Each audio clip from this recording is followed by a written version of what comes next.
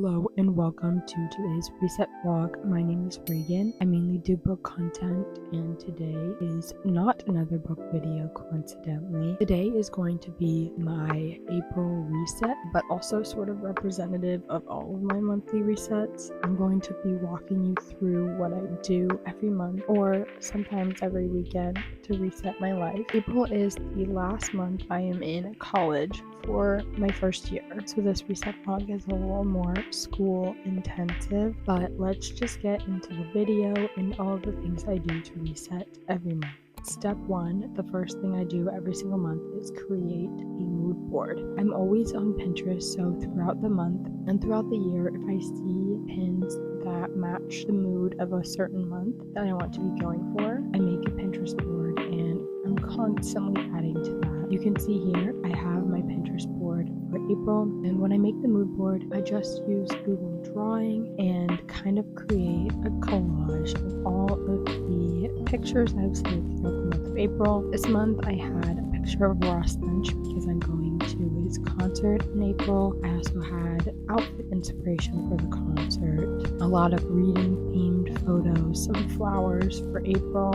I always like to put a few little quotes on my mood board and some scenery for background photos, and then I always put the name of the month on the mood board. So after I've created my mood board, I always save it and I make it my wallpaper on my phone, so it's something that I'm constantly looking at. I also include it in my Notion, which brings me to our next step in the reset routine, which is my Notion. So I'm a big Notion user. I use it for my yearly reset and I also use it for my monthly reset. So some of the things I did on my Notion this month, I always go to my library in Notion. I make my April spread of books I've read that month. I include my little key and set all of that stuff up. I also go in and I check my monthly releases and insert those into the TBR. I type in their title, the author, and then what day they're released. It's not necessarily a list to buy off of for any means. It's just to know kind of when the releases are coming out for that month and just to be aware of them. I inevitably buy some of them every month, but it's just kind of to keep track of the releases coming out in the month. And then I also always write down my monthly TBR. I always do a monthly TBR video. These past few months, I've been doing a TBR jar picks, but that is all for what I do on my Notion for the month. Most of it does remain in my Notion library, so all of the book stuff I have. The next step for this month specifically was to do my laundry. Sometimes I do this, sometimes I don't. It depends on what time in the week we start the new month. Doing laundry in the dorm is always a pain. This is probably one of the last times I'll have to do it since I get out of school on the 23rd. After I did my laundry, I took a little pause and did some schoolwork. I didn't have a lot to do this day,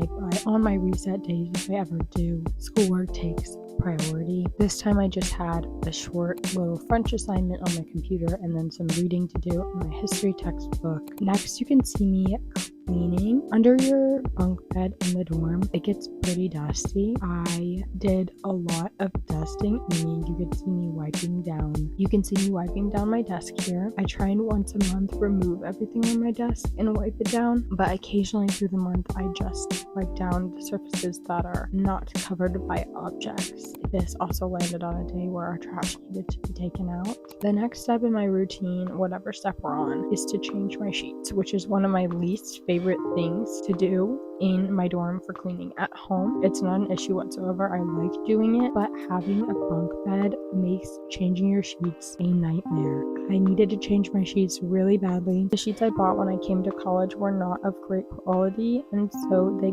constantly pill. This is gross, but at home I change my sheets like once a week. But at school, once a month when I change my sheets, there's like so much fuzz in the bottom of my sheets, like towards where my feet would go. I just avoid putting my feet down there because I know there's so much fuzz, it collects, and then I like take my sheets off and it goes everywhere in the room and the room gets really dusty. This is what you're seeing here. I take everything off my bed, I strip my sheets, and I have to throw them in the wash. I did not time-lapse me making my bed because that is embarrassing. It takes me a good hour to do because I'm very anal about how I make my bed. But you can see I finished making my bed here. It looks all nice and clean. And then my last step was to vacuum up all of the fluff that fell out of my bed when I made it. That is everything I do in a monthly reset. I hope this video was entertaining. I didn't really plan on making this video. I just happened to film some of the stuff I did on my monthly reset and thought I had enough content to make a video, so we'll see. I have 47 minutes worth of footage. It's probably going to end up being like a 3-minute video, but that is everything I have for you today. Thank you so much for watching. Let me know if you'd like to see any other monthly reset vlogs, but other than that, thank you so much for watching. I appreciate you guys. Like, comment, subscribe, go follow my Instagram and my Goodreads down below so we can be friends on there, and I hope to see you in the next one. I love you all. Bye.